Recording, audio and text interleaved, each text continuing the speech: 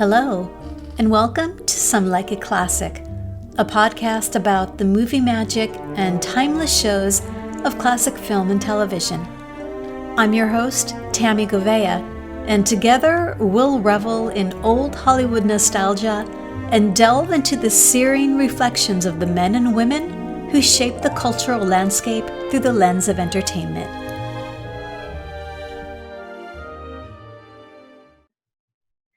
Hi, everyone, and welcome to a special Spotlight on edition of Some Like It Classic. I am Tammy Govea, and I'm joined today by a very special guest host, Mr. Norman Buckley. Hey, Welcome. thank you. It's so great to be here. Thanks for asking me. Thank you for joining us from Atlanta. Yes, I'm happy to be here. I'm really excited about this time together because it's going to be spotlighting Irene Dunne. Who is absolutely one of my favorite actresses, and so underrated and kind of off the radar, which is very upsetting to me. And I feel like it's part of my life's mission to bring people's attention to her work, because it's in danger of vanishing. I mean, some of her greatest films are not in very good condition, and I just am hoping somebody will restore more. I mean, certain films are still out there, but there's a lot of really great work that she did that people just aren't even aware of. I absolutely agree. And that's fascinating that you said you feel like it's a mission to educate the masses on Irene. Why? What is it about her that you want to share with people? Well, I think that she is one of the most extraordinarily real actresses from that period of time. I feel that a lot of the early screen acting in the early sound era was very theatrical. And there's something about her that is just so accessible and so modern. The way that she plays scenes, her timing is just exquisite. And I think that Cary Grant said that she had the best timing of any actress he ever worked with. And I absolutely think that's true. I think her work also is spread over a bunch of different genres. She could do drama, she could do comedy, she could do musicals.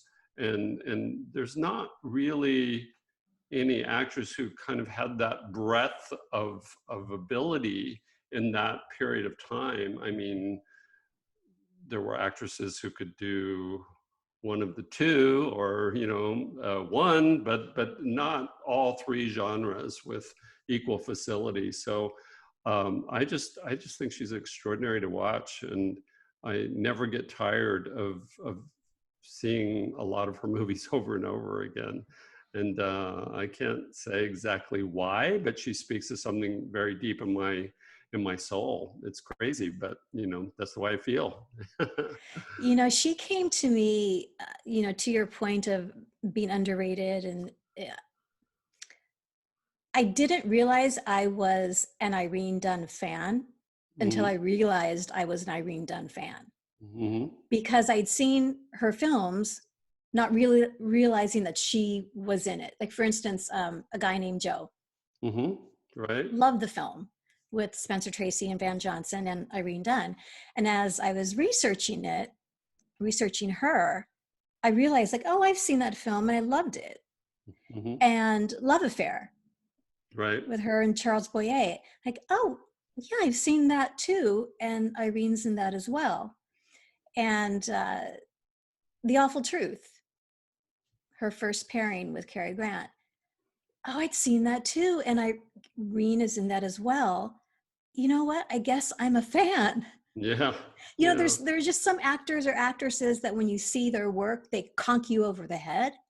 And okay, I am a fan for life. Right. But it wasn't like that with her. She just kind of, like, to your point, she's kind of slipped into my psyche. And then I realized, oh my gosh, she's done some amazing work.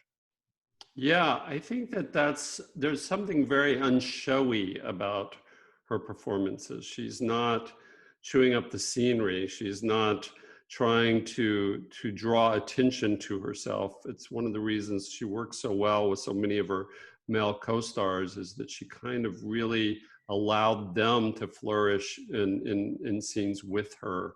I actually discovered her when I was in college, because I was taking a class at the University of Southern California, where I went to school, and the professor in this one critical studies class, he assigned us all various actresses and actors from the romantic genre of the 1930s. And so he assigned Irene Dunne to me just arbitrarily. I didn't know anything about her. So I went to a bookstore. There was this bookstore, I don't know if it's still there or not, but Larry Edmunds bookstore in Hollywood was a very famous On Sunset? on Hollywood Boulevard. On Hollywood Boulevard. Yeah, and it had a lot of books about motion pictures. So I went there and found what I could find, and I wrote a paper about Irene Dunne, which then the professor read in the class. He was so pleased with it. But what I discovered about her really early on was this ability to just move from genre to genre with a great deal of skill. And I think that The Awful Truth has to be within, it's within my top 10 films of all time. I just think it's I watched it again last night. Wonderful. It's just great. There's just not a false beat in it. It's just so funny. And the rhythm of that film. And yet it's so true too, just about the nature of how we play with one another when we're in relationships. I think it's a deeply felt film, as well as being excruciatingly funny. And I've introduced a lot of people to that film. But she has just such a natural warmth. Actually, I found this really great quote. Can I read it to you? Of course. This is a quote by James Harvey, who wrote this book, Romantic Comedy in Hollywood. And he said, Irene Dunne on the screen is mysterious in the way that only the greatest movie stars are. Like Garbo, she both submits herself to the camera and retains her privacy before it. Of the great women stars who dominated the movie comedies of the 30s and 40s, movies which finally come to be about these women as much as or more so than any of their ostensible subjects or plots, Irene Dunne is probably the greatest, the loveliest and funniest and most skilled, the most complex and affecting. She is one of those transcendent comic players who remind us that there is a comic equivalent, even a laughing out loud one, to the tragic experience of being deeply moved.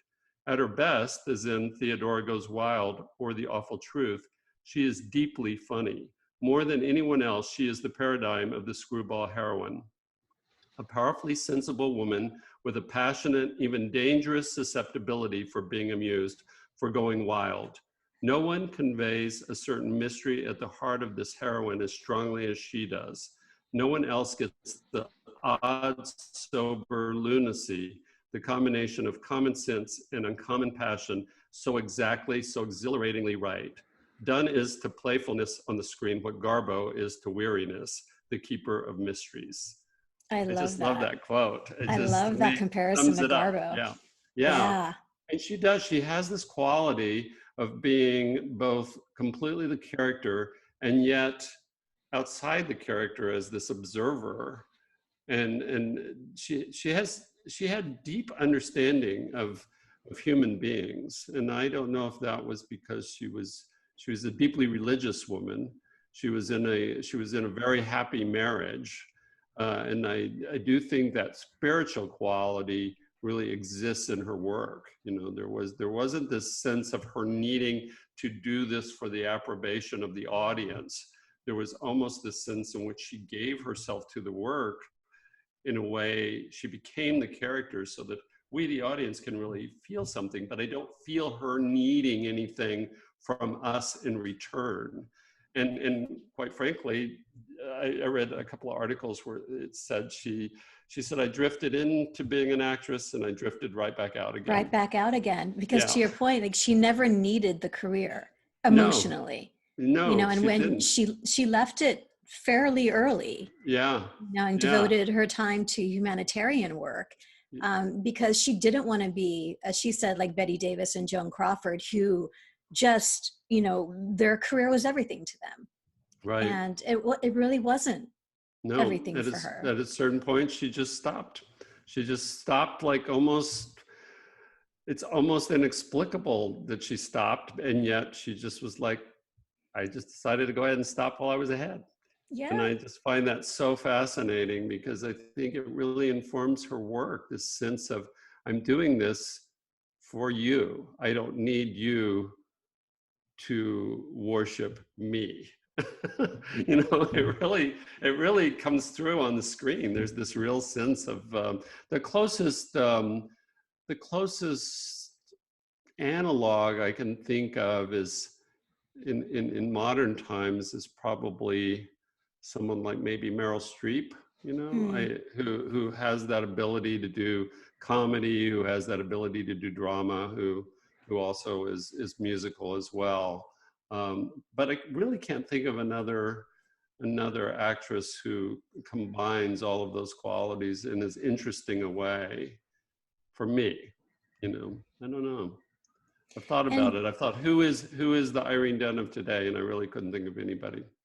I couldn't think of anybody who really has those same qualities. The closest I could think of was somebody like Meryl Streep, who's able to play all different kinds of characters and who seems relatively normal in the doing of that. You know, and funny too is, from what I read, is Irene fought doing comedy. yeah, she didn't want to do She did, it. she wouldn't She do didn't want, it, yeah. and finally she buckled, and uh, she learned how to do it because it's an art form. Yeah. Well, she actually said that she did it quite naturally. She really believed that comedy was like having a musical ear, that some people just have perfect pitch, and I think that she disdained it because she felt like it was too easy for her, that it just came so easily for her. Theodore Goes Wild was the first comedy that she did, and you're right, she didn't want to do it. She and her husband went to Europe because she wanted to Like, get maybe out if we're of just doing gone it. long And enough, they'll just forget about the yeah, whole project. yeah. And then she came back and they were like, no, you're going to do this movie or we're going to put you on suspension. And so she finally did it, but she was so good at it. And I almost feel that there is this sense in The Awful Truth or Theodore Goes Wild or My Favorite Wife, where you feel like you're just watching them make it up as they go along, because it just seems so at ease and so natural. And two, there's this beautiful musicality about her voice. There's this sense of when she laughs, it's almost like music. And the way that she speaks is it's not really a Southern drawl, but she does have a drawl. She does have this quality of voice of making her feel that she's from, well, I think she was from Kentucky or I can't remember exactly what, Kentucky Originally, or yeah. Indiana, yeah. But she definitely had this quality of voice that was just so extraordinary. One of my favorite scenes in The Awful Truth is when she's singing the opera and he comes in and falls in his chair and Oh then, my gosh, Norman, yeah, I can't. Again, timing wise, yeah, she's singing, she sees him, he starts to lean back, and you just yeah, know what's going to happen. And you don't think it's going to be as funny because you can kind of see it coming, yeah, but it literally floors you. Just like Cary Grant yes. is floored, it literally floors you as an And the audience. way that she laughs in the middle of that, the way that she's doing that note in the opera performance, and she laughs in the middle of it. She It's incorporates it. it's it's fantastic. It's just one of the best moments I can think of in film. And I'm just very hopeful that if anybody is listening to your podcast who hasn't seen that movie, that they run right out and get it, because that is available on Blu-ray. That film has been Mhm. restored. That film is definitely the one that I think if you were not to look at any of her other films, that would be the film to look at for sure. What are some of your favorites? What are some other favorites? You mentioned A Guy Named Joe. Yeah, I really loved A Guy Named Joe so much, and Love Affair, but The Awful Truth. And recently I saw Penny Serenade. Yeah, I just watched it again the other night, actually. I'm a big fan of George Stevens, the director, who also directed her in I Remember Mama. And that's such a beautiful film. He really, for me, George Stevens is one of my top 5 favorite filmmakers. A Place in the Sun is one of my very favorite films. Giant is one of my favorite films. I really like to study his work because particularly the way that he uses close-ups emotionally. Yeah. And I think that I'm intrigued by the staging of his scenes. And so I watched Penny Serenade because I thought that there might be some interesting analogs for the current work I'm doing on Sweet Magnolias, just because the not the material itself, but the style of style of the story. Yeah, that romantic element with that romantic element with heartbreak as well. You know, that appeals to me. I frequently, whenever I'm working on something, I go and study different filmmakers, and George Stevens is one of the ones that I really have a real affinity for. So you just watched that? You just watched Penny Serenade? So I'd seen Penny Serenade a few weeks ago, and someone had tweeted, because it was on TCM, that it was on, and to make sure, you know, to have your box of tissues. And I had no idea what the film was about, and I thought, okay, let's see what this is.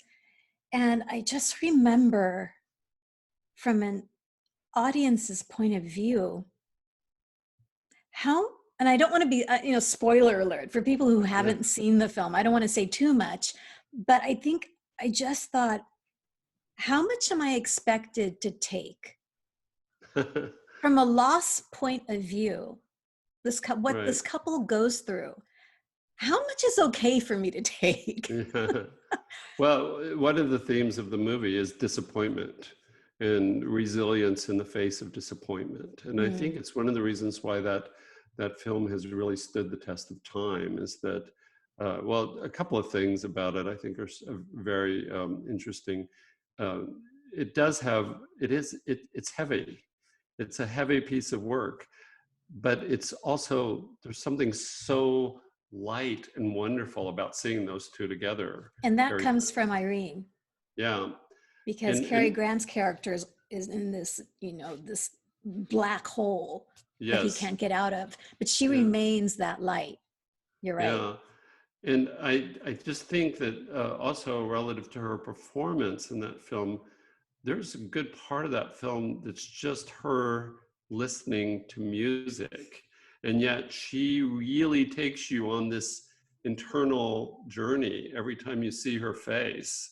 She, there are all those shots of her playing the record, and then it just holds on her face. And she actually takes you into this internal space where you feel with her what she's feeling. It's a remarkable piece of work. One of my favorite scenes in it, and I'm trying to figure out how I can do something similar, is at some point, because George Stevens, I'm just ripping off George Stevens all the time. When I worked on Gossip Girl, I was constantly looking at George Stevens films, thinking, how could I duplicate this shot? But the scene that I loved in Penny Serenade is when she goes onto the train with him, and we, the audience, the camera stays in the corridor of the train as they go inside the compartment. And you can't even see them half the time in the scene. And then slowly the door shuts, and then the train pulls out of the station. and then you see it arriving at the next station and she gets off the train. I just thought that sequence was so beautifully done. And I thought that's so wonderful, the way, it allowed the characters their privacy, and the audience is outside of the room, essentially. It's remarkable. He does something similar in a couple of scenes in I Remember Mama, and I'm just so struck by that. I'm so struck by the way that he trusts the emotion of the actors to communicate, even without cutting in close to them at certain moments. So that when he does go to these great big close-ups, they have great meaning because he's shown such restraint in getting there, and I just think it's a remarkable film. Well, she loved working with George Stevens. Yeah. She said he was the kind of director that really took his time, with the actors and just with the whole process. And you can see that, to your point of that sense of restraint. It seems to be an inherent part of just who he was as a director, of not. Yeah. Just I come from Texas originally, and Giant is truly one of the best films about Texas. I mean, it really captures Texas for me. It captures my experience of Texas. There were several films that I was thinking about. I thought, well, what are some of my favorite films of Irene Dunne's? And there's several from the early 30s that are hard to find, but I definitely think it's worth the effort. There's a film called The Silver Cord. Have you ever seen this film? No. It's wacky. She's married to Joel McCrea, and Joel McCrea takes her home to meet his mother, and his mother really wants to break up their marriage. I mean, it is out there. But she plays such a modern character in that film. It's pre-code, so it's very early 30s, and it has a real sensibility about it that I think is challenging to. It's like an early feminist, as well as another film that she did based on a Sinclair Lewis novel called Ann Vickers. Again, she plays a social worker, and she's reforming prisons. I mean, it sounds absurd, but the way that she plays those parts, it's so modern. The performances are so modern, even though these films were made in, like, I think, I can't remember the exact years, but like 1932, 1933. And then she was also in a version of The Age of Innocence that was shot in the early 30s, and she played Countess Olenska, the part that Michelle Pfeiffer played in Scorsese's version. And it's a remarkable performance. The rest of the movie is not so great, but her performance as Countess Olenska is wonderful, and really provides the gravity for the movie. So I would really encourage your listeners to seek out those films if they can find them. They're really great. And so the original is The Age of Innocence is the original title? Yeah, The Age of Innocence. That didn't change? Okay. No. And so it's The Silver Cord, Ann Vickers, and The Age of Innocence, those three films. And I think they're all three probably in danger of becoming lost, because the negatives in the prints that I saw didn't look that great. So I'm hopeful that somebody will think to restore these. And then there's another film that I just recently saw. I was having a conversation, chatting online with Richard Brody, who's one of the film reviewers for the New Yorker magazine, and he recommended this film called Unfinished Business with Irene Dunne and Robert Montgomery.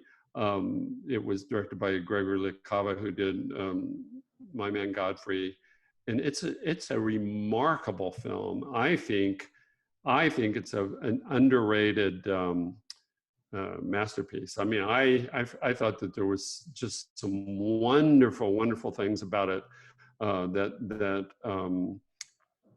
just in terms of its filmmaking, but also her performance is quite unique in the sense that she's playing almost like a version of who she actually was, because the character goes and auditions for the opera and is told that she doesn't quite have what it takes.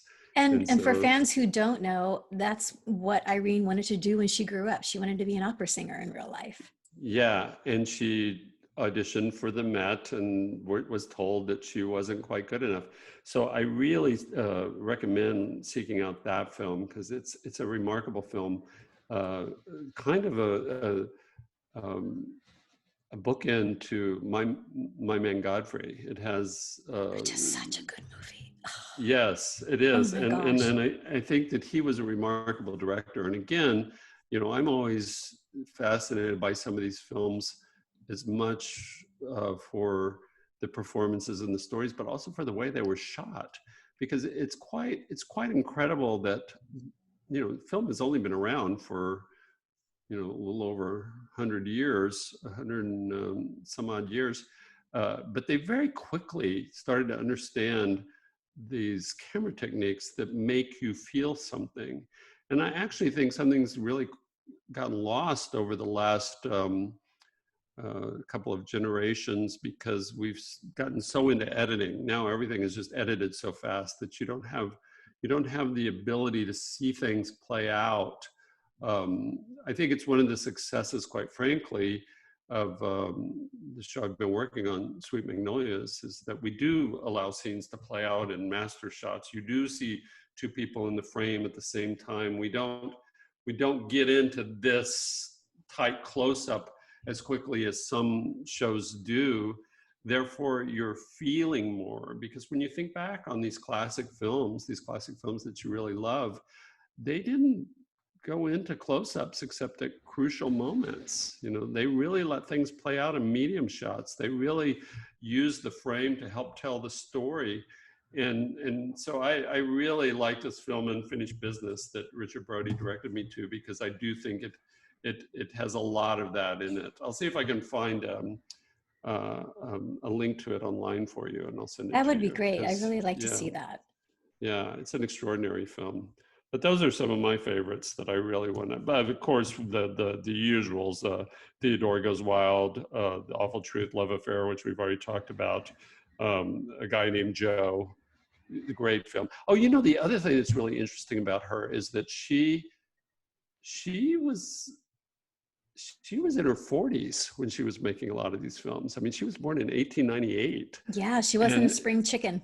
no, and she lied about her age through She most of did. her A lot of career. the actresses did. Yeah, she lied and said that she was about 6 years younger than she actually was. But A Guy Named Joe, she was pushing 45 when she was making that movie.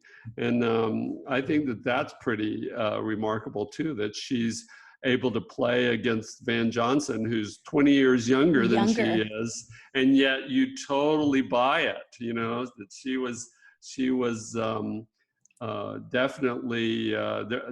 You're not sitting there going like, "This is odd." You're you really, and that's so rare that you see that. So rare that you see an actress playing against a guy who's much younger than she is, as a romantic foil back during that period of time. She looked great. She looked amazing. And as a Maybe may testament, go ahead. no, I was just gonna say it's a testament to her, because you had mentioned earlier that whoever she worked with, she fed them. She Yeah. never tried to steal the spotlight or upstage them. Mm, It was really her capacity to listen, and you can see in her eyes what yeah. she's thinking, and you can see the expression on her face. Or there was a moment in The Awful Truth where she's talking to the music teacher, Right. and she's asking him to please go to Jerry and tell him the truth. Nothing happened between us, and she's doing this. She's talking to him, and you'll do this, right? You'll do this. And she's just incorporating, it's not a gimmick, it's just a habit that came so naturally Yeah. that Yeah. in that moment, Yeah. It was beautiful. It was beautiful to Yeah. watch.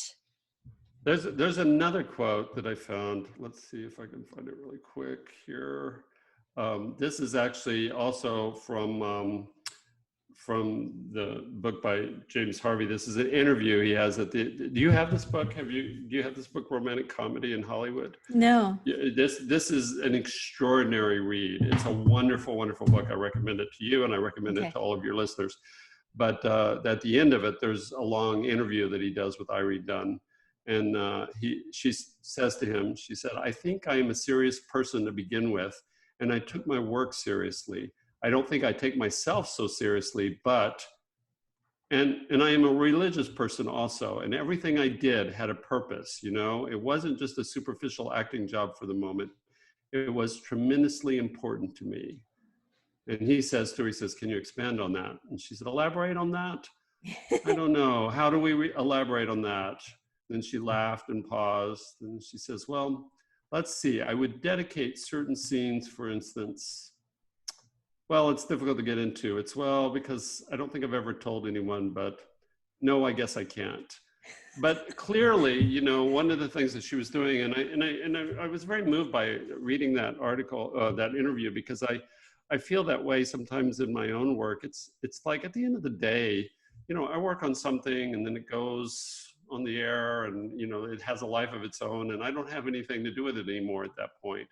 But when I'm working on it, I really give all of myself to it.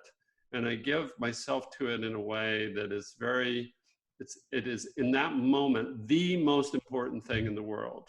And it's not coming from a place of oh, I want people to watch it and love it. Of course I do. I want people to watch and love it, but it's not coming from that place as much as it's almost like a sense of discovery within myself.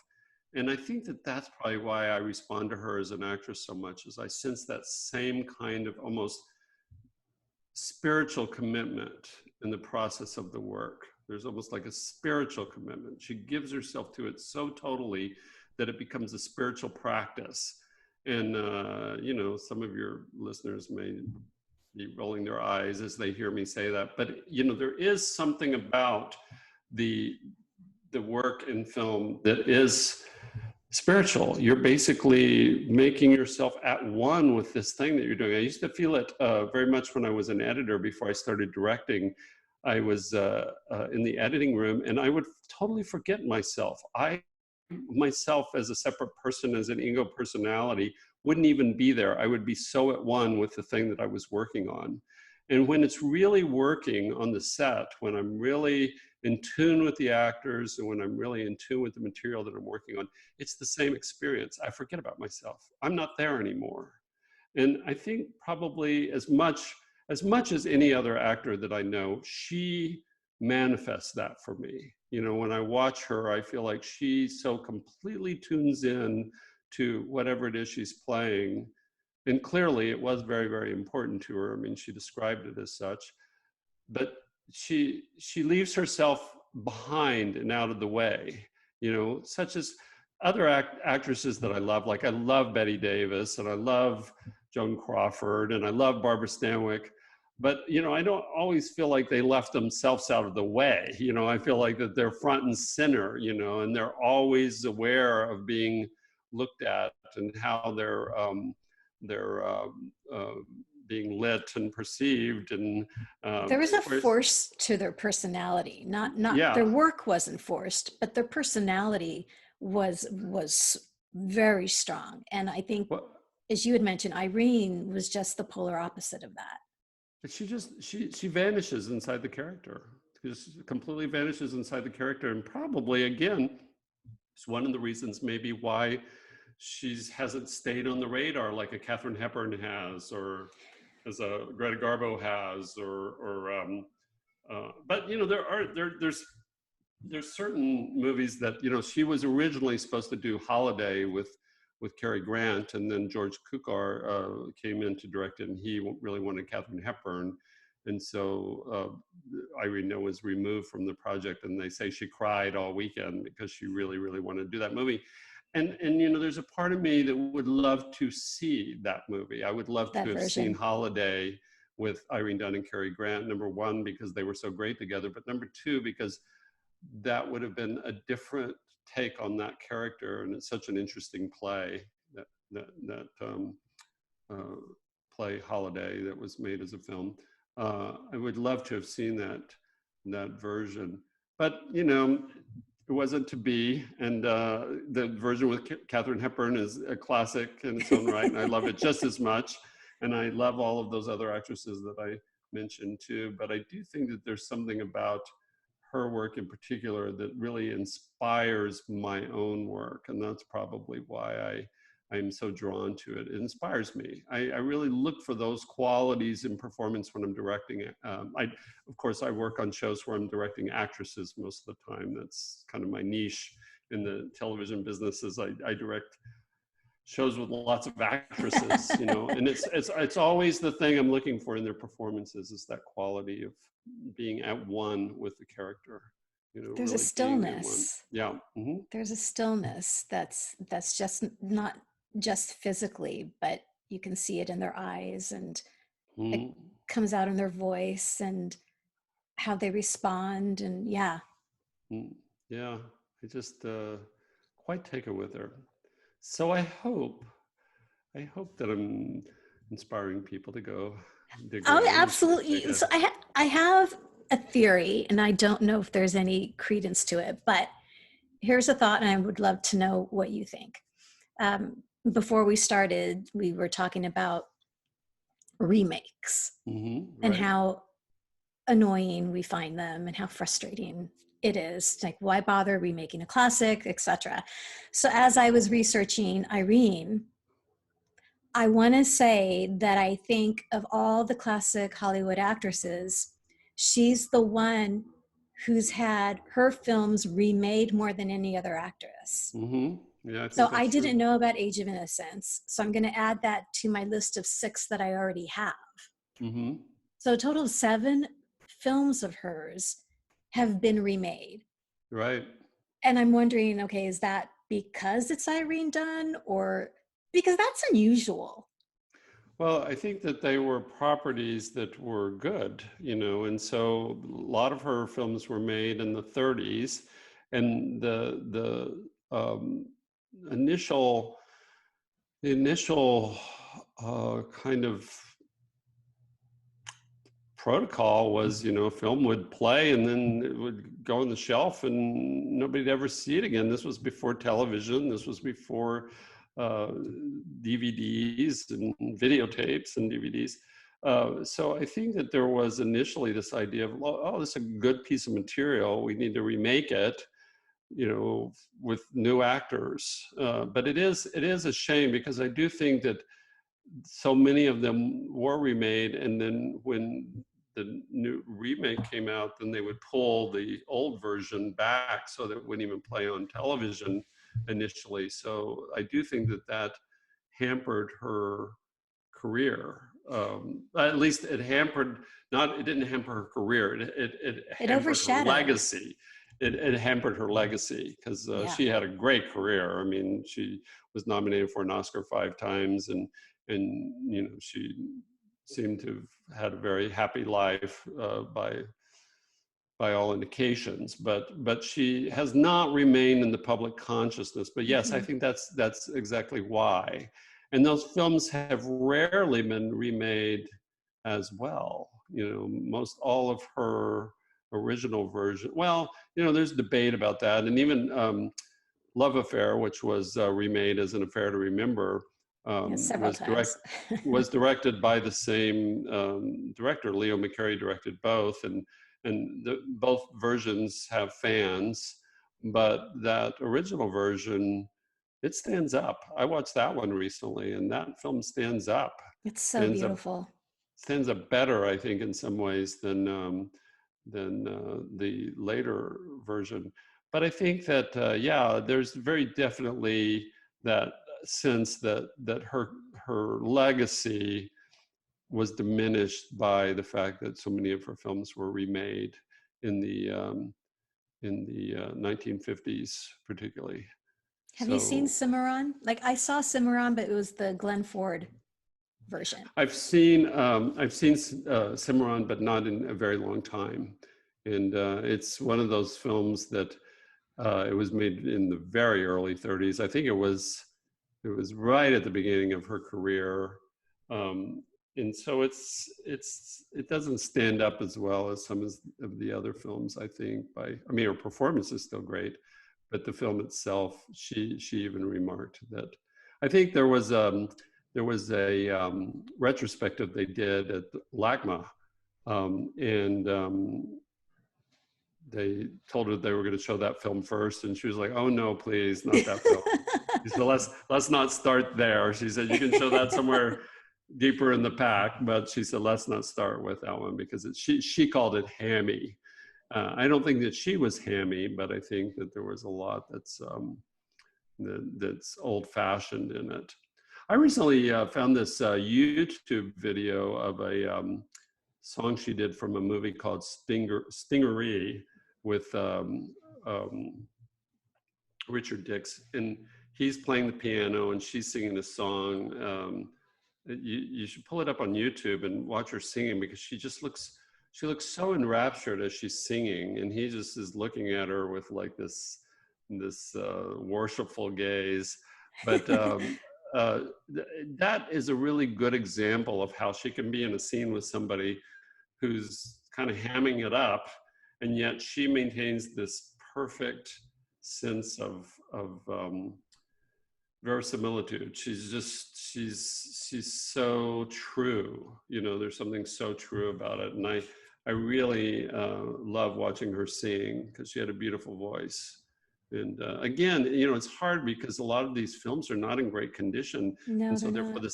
the soundtracks are not in great condition. So you can't even really tell on some of them how beautiful her voice was because the prints are so bad and the soundtracks are so bad at this point. But that's my goal, is to get somebody like Martin Scorsese to go restore some of these early Irene Dunne films. Well, speaking of that, besides directing, you also teach film at UCLA. Yes, I do. And so I I'm did that. curious, what do the youngins think about classic film, or do they even think about classic film? Well, I think they do. I think the problem is that a lot of people see the pantheon. There's certain films that people say, okay, this is what you should watch, which is great, but it's really important to get people to see things that are off the beaten track as well. Yes, it's great when you see all of the Hitchcock masterpieces, but there's films that Hitchcock did that are not as well known that I think are fantastic. I posted something the other day on Facebook about Stage Fright. Stage Fright is a Hitchcock film that I just love from 1950 that I think is quite underrated, because you really can watch some of these filmmakers and see how they developed, how they developed their style, how they came to do the masterpieces by experimentation. And so I really encourage a lot of my students to think outside the beaten track, to try to watch things that maybe they haven't heard of. That's why I'm always looking for things that I haven't seen myself. Like I said, I just recently saw that film by Gregory LaCava, the Unfinished Business, the film that Richard Brody had recommended to me. I think that when you watch these films, you start to get a real sense of, oh, it's experimentation. You try things before you get to the masterpiece. You don't do a masterpiece out of the gate. And I love that. It's so reassuring from a creative standpoint. It's like, you don't just, jump out the gate at here. No. It's a process. A career is a journey, and it's a process, and yay. Yeah. I love that. I try to really remind myself that that I'm not trying to always hit a home run. Sometimes I'm hitting a base hit. Every scene does not have to be a 4-course meal. sometimes seen as a bologna sandwich, so that I you're love bologna throwing. sandwiches. Well, I also love 4-course meals occasionally, but if you try to make every scene, uh, if you try to pull out all the stops on every scene, then nothing has any inflection, nothing has any meaning. And so, studying a lot of these older filmmakers, I think you can really see how they use the camera very efficiently, and you can also see them experimenting and trying things and seeing what works or what doesn't work. I mean, Hitchcock is famous for doing Rope, of course, which was his attempt to do a film that was entirely one shot. But as soon as he did it, he was kind of like, and I realized that it violates all of my ideas about the power of editing. So I don't even know why I did that, but I wanted to see if I could. I wanted to see if I could do it, and some people really love that film and it's enjoyable as a gimmick. But at the end of the day, when you're watching it, there's plenty of times when you want to be on the other person. And I just think that there's things to be gained by that. So yeah, I really talk to my students a lot about that kind of stuff, and show them scenes from classic films, because I do think some of these things that filmmakers were doing back in the 30s, 40s, and 50s, some things haven't been bettered. Some of them haven't been surpassed. And I never get tired of watching certain films from that period of time that are really well done. I can watch them over and over again and always discover something new. There's always something that I haven't seen before. There's just my own life experience. As I grow older, I have a different experience of what I'm watching. You see I think, things differently that oh, you didn't, you absolutely. watch a film that you've seen 3 or 4 times and you see something new that you'd never seen before That's right. And because I of where you're think, at in your own life. And sometimes you go back and forth on a film. I remember I saw a film and I loved it when I first saw it. I thought it was so great. And then several years later, I saw it again and I hated it. And then I saw it again several years after that, and I realized, well, no, it's somewhere in between. It's neither the effusive love I had for it in the beginning, and it's neither the hatred I had for it several years later. And all of that was related to where I was in my own life at the time. All of that was related to like my own projections about love and romance. All was related to all of my feelings about just what makes a good narrative, how I'm processing the story of my own life. I think all of those things come into play. And I think it's one of the most interesting things about, like, if somebody tells me that they love a film and I didn't love it, that's great. I don't have anything to say about that. I'm not one of those people who goes like, oh, you're wrong. I just go, oh, isn't that interesting? That's your experience. And so whatever you're going through in your life at this particular period of time is reflected in this thing that you love. And that's really worth looking at. And it's been really good for me because I've worked on a lot of these shows that are aimed at the teen demographic, and a lot of the shows that I've worked on, the fans feel passionate about. They feel passionate about these various shows that I've worked on, and there are often shows that aren't my demographic, but I take absolutely seriously my job in the making of that show, because I realize, well, it's speaking to someone else's experience in a really powerful way, and so I must not walk through it. I must not phone it in. I must really bring myself fully and completely to the experience of telling that story as best as I can.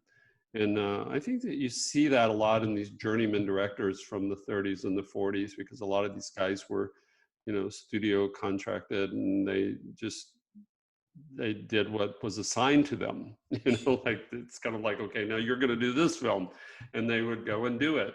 And I think that for me, teaching is a really wonderful way of just directing people to study that process. And I really enjoyed teaching also over the pandemic, because I taught a class for UCLA in the spring and then another in the fall. And so it was a wonderful way of keeping my mind really active over these last few months, and also returning to these various filmmakers so that I could study them as well, you know. I was doing a podcast recently, and someone asked me, for folks who have never watched classic films, why should they? And I was actually stunned because there was a very kind of visceral response, like, well, everybody should be watching classic films. But I also realized that it's such a personal experience for me. Mm-hmm. You know, there's some things in life that you can't put into words. Mm-hmm. You have to experience them. Right. And classic film feeds that. Mm-hmm. That of which I can't put into words. And, you know, beyond the historical value of it, the cinematic history, that if you're a lover of film in general, you should be watching the classics. But if somebody was going to ask you, which I'm going to ask you, why should people watch classic films? What's your response? Well, I think that I think it's like any appreciation of uh, any art form, whether it's music or literature, or the visual arts. Uh, one should look at the history of it to understand how we got to where we've gotten to. I think that there is there are things to discover in the history of something that will enrich your experience of whatever it is you love in the present. I think that I respond to certain kinds of music, but understanding how music has developed over a period of time and how that music has come to be gives me a richer understanding of what my own experience of it is, and why I respond to the things I respond to.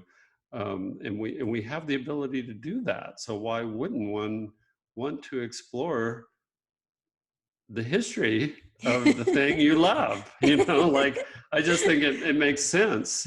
And I do think that film is a unique art form in the sense that we are just discovering how hard it is to preserve it, because of the fact that, I mean, we've lost a lot of it. Yeah. You know, there's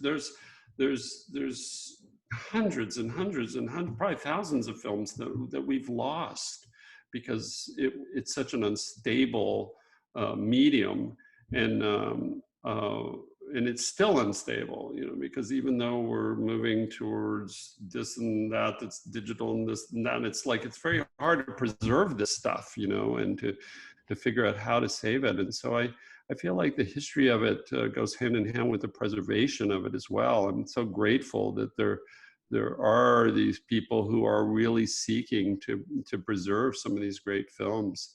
And it's one of the reasons that, you know, even talking about Irene Dunne, this is an artist. This is an artist who did extraordinary work, and we're in danger of losing a lot of that. And so I'm grateful that there are films like The Awful Truth, which have been preserved, you know, which I think is on the National Registry of great films. I'm not sure, but I think it is. But there's just so much other great work that it's being lost. There's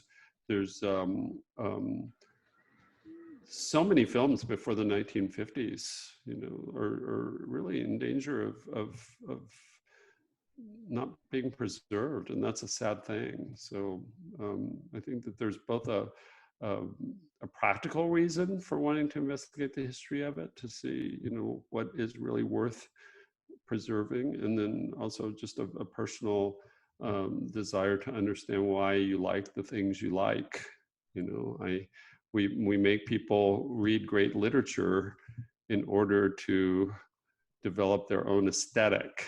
You know, I watch films as a way of developing my own aesthetic. And so that would probably be my answer, something along those lines. Probably not as, I'll try to figure out a way to do it more succinctly. No, that's perfect. As opposed to like so long-winded, but you know, I'm Just one of watch those them. people. All you have to do is wind me up and I'll talk for an hour. No. Well, I want to thank you so much for joining me today on the podcast Oh, it's and been fun. I fighting the love the good fact that we fight share of, this. yeah, I love the yeah. fact that we share like an enthusiasm for the same things. And like I said, the first time we met, I thought, oh, here's somebody that I, I think we share an aesthetic. So We absolutely do. Uh, where can people find you on the socials? I'm Norbuck on Instagram and Twitter, Norbuck. So I'm easy to find, and I have a lot of followers from the various shows I've worked on. It's interesting because I've worked on these shows that have become phenomenons within their period of time. The OC was a phenomenon when I worked on it. Gossip Girl became a phenomenon. Pretty Little Liars became a phenomenon. Sweet Magnolias is now becoming a It absolutely phenomenon. is. It's been very interesting to move from show to show where there's been this kind of groundswell of enthusiasm and support, and I've gotten a lot of support from people in social media. I, um, I treat it all with a certain sense of humor. You know, there's a part of me that's kind of like, I know it's weird, you know, but I find it pretty funny that so many of my followers on social media, and I have a lot of them, but so many of them are young, you know.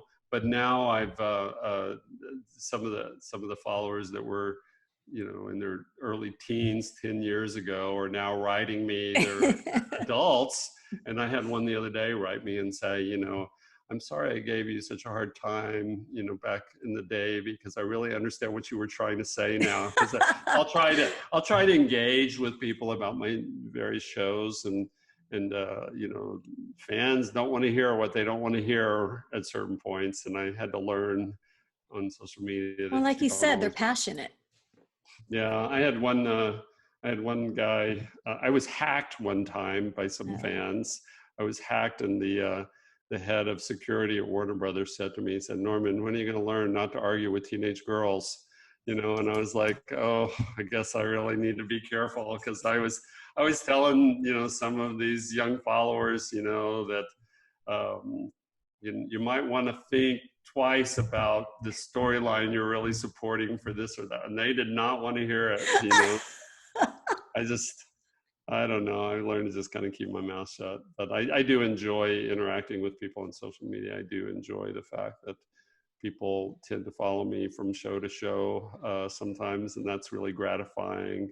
And I've gone through some hard things over the last few years, and I've been very moved by how so many of these people on social media, some of whom I've never met, who I don't know anything about, how they've really reached out to support me. So I think it's like anything else, it has its plus side and its minus side, but the plus side far outweighs the minus. So Absolutely. It's taken me a while to have it grow on me, but yeah, it's a wonderful platform, you know, it especially if is. you're passionate about things and you want to share that with folks. And it Yeah, seems like people's appetites are insatiable. yeah. You can't produce enough content to satisfy people. It's And fascinating. speaking of that, I'm going to take a picture of us. So smile, so Okay. that I get like this picture of us for my Instagram. Should I do So that too? I guess I see. I'm so bad at this. Okay. But at least I put my phone on do not disturb. I was good about that. yeah, All right. So we'll do a little picture thing too. I have the glare. It's terrible. Okay. Smile. did you get it? Got it. It's good. So I'll put that up with a picture of Irene Dunne, so people will know like um, what we're talking about. And Yes.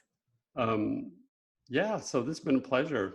This So has much been fun. lovely. Yeah, if Thank you you ever want so to do it much. again, we can talk about somebody else. Let's I've got so invite many me back. ideas. I've got so many ideas. You know, I'm a big, like with books, I like trilogies. I Mm-hmm. like continuing storylines. Mm-hmm. So I have all these series in my brain, different Mm-hmm. series Mm-hmm. that I want to do. So yeah, no, I'll definitely pick your brain and see if you want to join Okay. me to work on a series All right.